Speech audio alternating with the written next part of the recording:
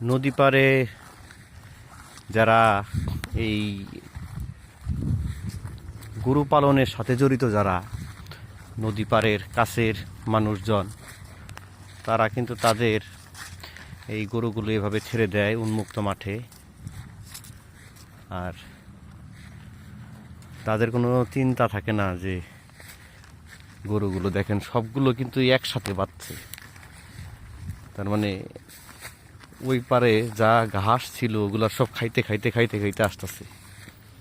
আর সবগুলো একত্রে বাঁধাতে এই গরুগুলো কিন্তু এদিক ওদিক তার হারিয়ে যাওয়ার কোনো ভয় নেই। আর এইখানে যে রাখাল উনি এই গরুগুলোর সাথে থাকেন, উনি কিন্তু আসলে একটা গরুই সরান, আর এইখানে যে 5টা গরু আছে 5টা গরুই একসাথে চলে যায়।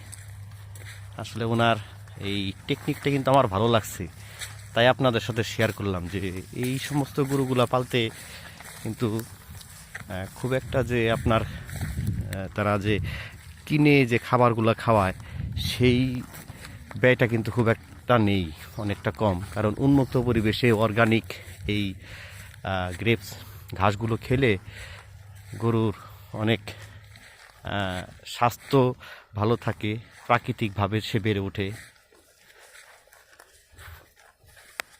তো এখানে নদী পাড়ের অঞ্চলগুলোর যারা এই গরুগুলো পালেন, তারা কিন্তু খুব কষ্ট করেন এই দুপুরের আবহাওয়ায়।